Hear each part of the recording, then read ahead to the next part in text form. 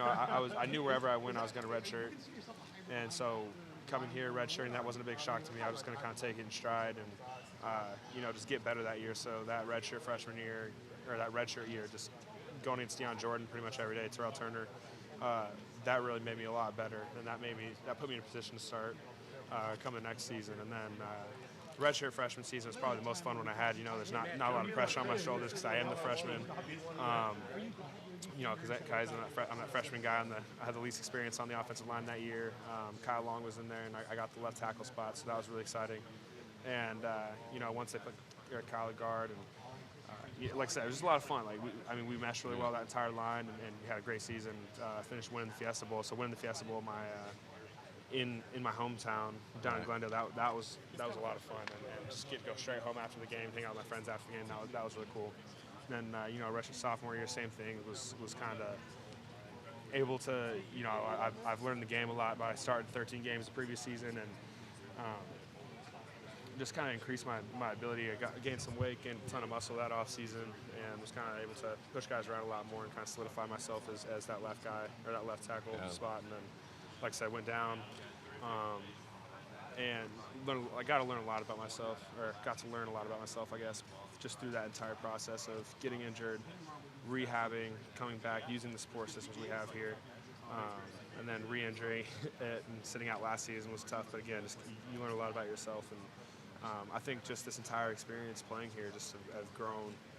I've just grown as a person and a football player so much that, I couldn't really ask for anything better. One thing you learned, such as, and you said you learned something about yourself. What was just specifically? Just learn how to just persevere and just get through, how to deal with adversity and just kind of move forward with a positive attitude. Learn that I could be pretty good at that. Also learn how to ask for help sometimes. Growing up, I was a pretty stubborn guy. Never really try to turn to others for, if I ever found myself in a spot where I needed to ask for help, either whether it be on a play that I was confused on, or just personal help through, just getting through that injury and not playing and watching my team struggle when I was off the field. I never would have done that before, but it's kind of just getting that humility and that just becoming more humble to be able to do that. I kind of learned about myself too. I'm going to let these guys, they're probably more interested in the current things than your history. Okay. I come back to you. Okay. The time between your last start, the 2013 Alamo Bowl, and then this year, 3 guys leave on that line that you were alongside for a long time. Was there at all a break-in period where you kind of had to adjust to the guys who were now playing next to you, the Matts, Tyrells, Matt Hegarty? It wasn't. As far as chemistry goes, we were all good there. We kind of came in, we were ready to fly on the first day. As far as playing goes, it's when you play next to somebody new, it is a little different. Every guy has slightly different tendencies. So there was. I think we got rid of that in fall camp. I think we handled that well. But yeah, there was that. Just a few days where you kind of got to get used to who's next to you, and I think that goes with anybody. How is Pearson different from like a Hamani right next to you at guard? Hamani's just a bigger body than Pearson is. Really, Pearson moves better than Hamani does. I think he knows the book a little better. What Hamani was really good at was leveraging guys and getting underneath, and because his center of gravity was so low, and I think that's the biggest difference between the two is just the size difference and the weight distribution on them. Sure. Last year, this Washington State game was a low point for the line, 7 sacks. I can't remember. Were you in Pullman or were you at home watching this game? No, I was in Pullman. My parents, I'm thankful enough to have parents that they flew me out to every game that I wasn't able to. That was away. So. Were you in the box? No, that was the first game I was actually on the field. Okay. But yeah, it was hard to watch. I was gonna say, do you feel helpless watching that from the sideline, knowing you can't do a whole lot except I felt more helpless in the box against Arizona. At least I was on the field and I was able to talk to the guys, kind of pump them up a little bit, pick them up when they're down, kind of thing. But like I said, you can only do so much without actually playing. And it was Tyrell Crosby's second start. It was Matt Pearson's first start. We were hurting that game for sure. But like I said, we grew a lot from it. We moved on for the better for sure. Can you contrast those two guys talking about Pearson and Crosby, what they're playing like now a year later compared to that first game or Tyrell's second game? It's incredible. You're never going to improve so much as when you're starting. You're never going to be the same player. If you're a backup player, you're never going to. If you start starting in games, your game is just gonna increase exponentially. You know, the longer you're starting, the more experience you get against guys. You're always gonna get the best of who's across from you.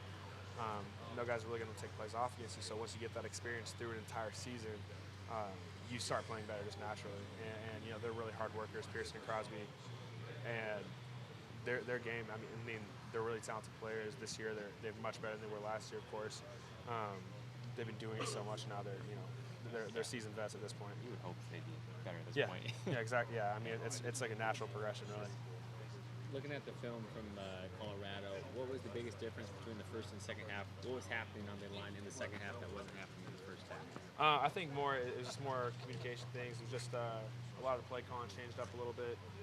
We kept to the ground a lot more in the second half, and for us, it was just coming out just with that aggressive mentality. We were coming off the ball much better, just pads low, firing off, and like I said, we just.